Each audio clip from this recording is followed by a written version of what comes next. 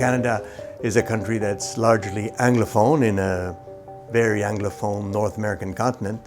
There is one significant province with a French majority. The French are a minority in Canada as a whole. There are French speakers outside the province where the majority live, but they are a significant population, sometimes for political reasons. One very important fact, two important facts modify this very brief comment. One is that there are First Nations in Canada who were obviously here before we got there. My family came in the 17th century, but First Nations had been there for many, many centuries before that. In addition to that, immigration has changed the composition of the population with a sizable component of immigration made up of visible minorities, and you see that in the large cities like Montreal, Toronto, Vancouver.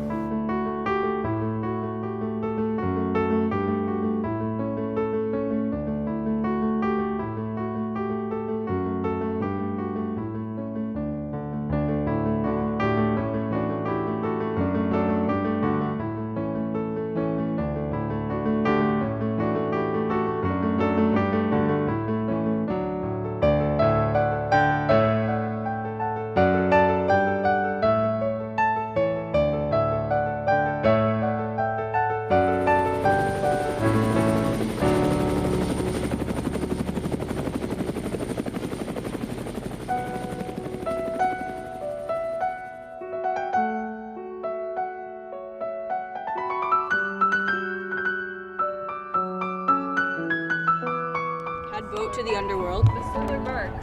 And just like i.e. solar bark? Yeah.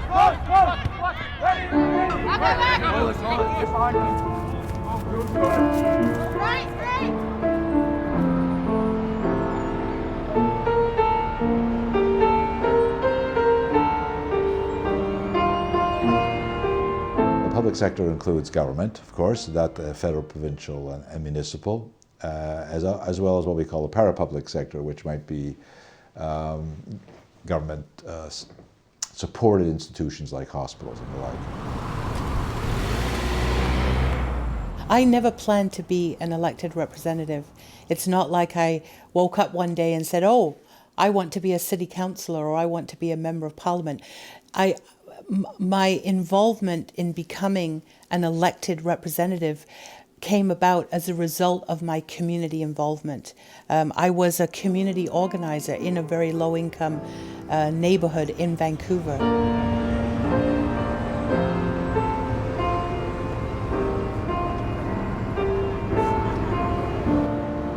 We need an order of government and a group of individuals that are going to provide the framework, if you like, for the country and present the values and aspirations of all Canadians in one particular place.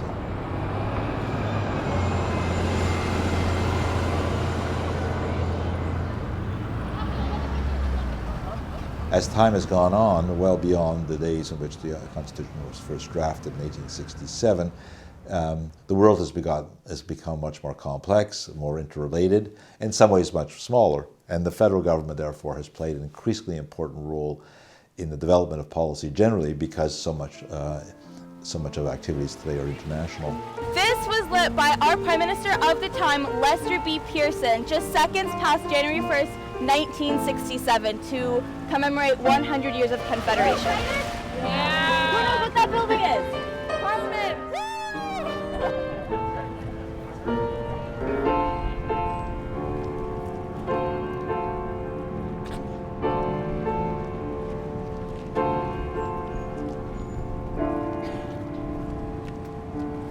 So they provided a framework around which the provinces could provide the services.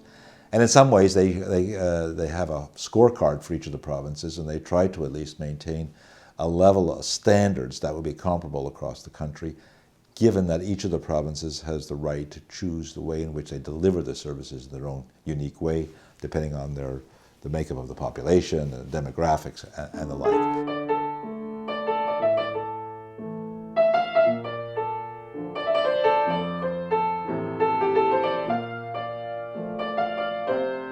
During a period of real activist governments in the 60s and early 70s, the federal government got involved in a number of different activities where the Canadian citizens were demanding better provisions for services and for preparing for retirement. In this particular case, a national pension plan was conceived of, and where again the notion would be that all Canadians from coast to coast would benefit from the same level of support after they've made a contribution through their working lives. Now again, they didn't have to do this. The provinces could have done it on their own accord. There's no constitutional provision that would indicate which level of government would have responsibility. But I think around that period of time in the 60s, when there was a huge amount of conversation about the role of government, the federal government demonstrated a fair amount of creativity and leadership by providing the services.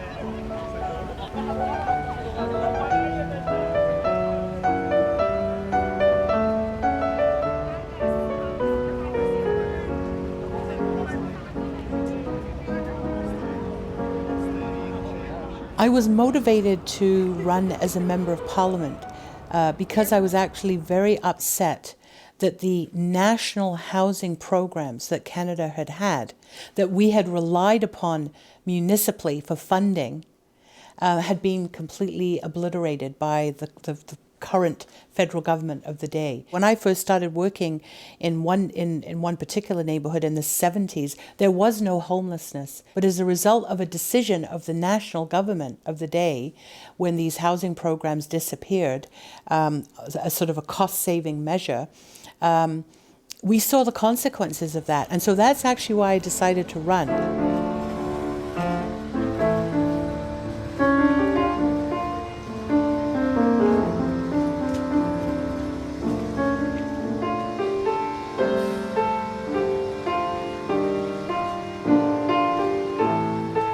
I think it's an incredibly important lesson to understand that not all change comes from the government or the dominant party that forms the government, that the role of the opposition, what we call the loyal opposition, is critical to how our democracy functions. I remember one of the government ministers who was responsible for homelessness, she would say to me, "Libby, keep pushing me, keep asking me questions in question period, because the pressure is helping me in the cabinet," right? So she understood that for me doing my job and pushing her and putting pressure on her was actually helping her at the cabinet table fight for, money within her own government apparatus.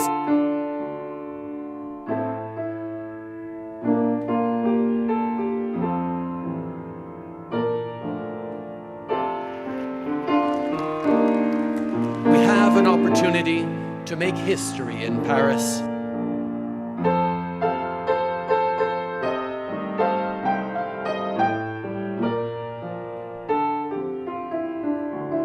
His stated purpose, in fact, is to try to establish consensus around major policy issues in the country.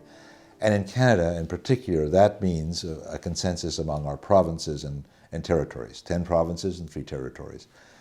And so one of the interesting things that he did was, in fact, was to invite the premiers, the heads of all of our provinces, to Paris to meet with him and other delegates to formulate a Canadian position. Because he knows that whatever was achieved in Paris and what will be achieved going forward will require the provincial governments to buy in to the agreement that Canada signed in Paris. Transition to the low-carbon economy that is necessary for our collective health, security, and prosperity.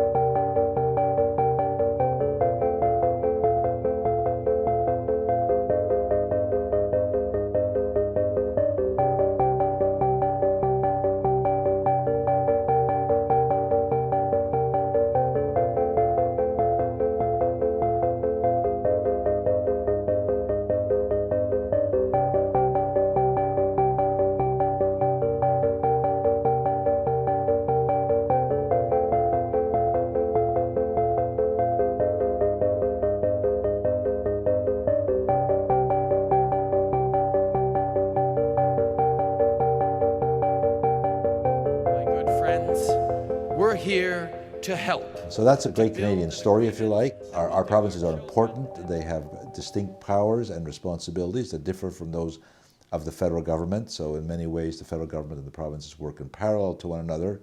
But there should be, and there is, a fair amount of conversation going on between these two orders of government in order to achieve the broader objectives set by the federal government.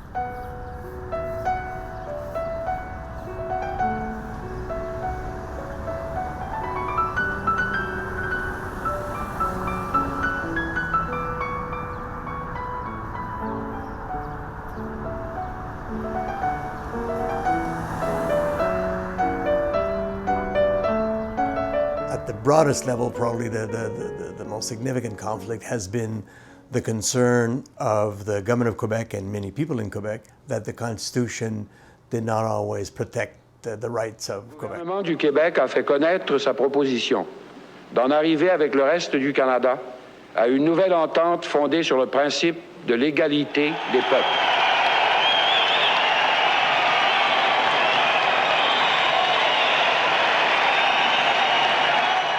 In 1980 and in 1995, there were two referenda in Quebec in which the convoluted question was, do you want Quebec to be a separate country or not?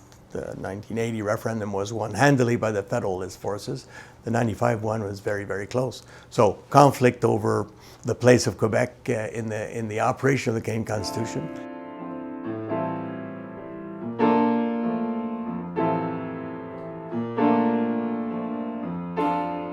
It's true that the society was divided. It's true that some of the dividing lines were fairly obvious. In families like mine, for instance, my family lives in Montreal largely. Brother, sister, tons of cousins, uncles and aunts. There are quite a few sovereigntists in my family. Sovereignty became a big issue in the 60s. And so it started dividing families then. Christmas receptions were very tense moments in many, many Quebec families.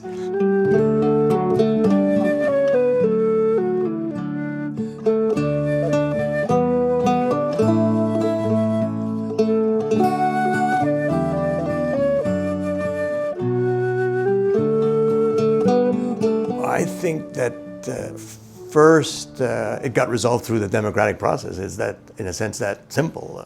People in Canada accept the results of votes, whatever they may be. Sometimes people might regret how they voted, that sort of thing. But people accept the results of votes.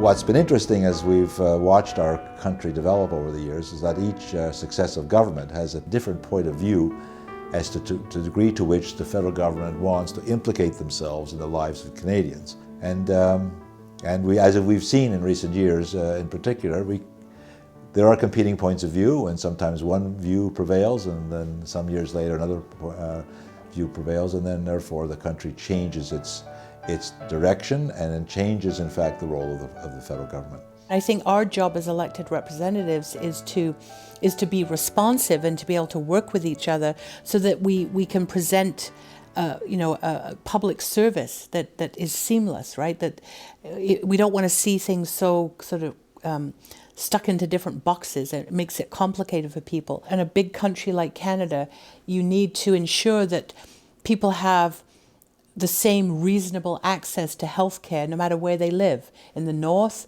or the south, in a city or a small community in a rural area. The same with environmental laws. We need to ensure that everybody has access to clean water, clean air, right? And they're not living the consequences of pollution. So you need national standards or legislation to deal with that, even though there might also be local input and standards as well, but you need to have sort of basic tenets overall. So I think that's where you see why you need to have different levels of government. There are sometimes lessons about what not to do, sometimes lessons about what to do, but each country has to find their own way, but they can find countries that are thinking about federalism or decentralization can look at Canada and other federal countries and see that multi-ethnic, regionally diverse countries can make a federal system work, and probably it's better than if you were trying to run a diverse country with only one central government.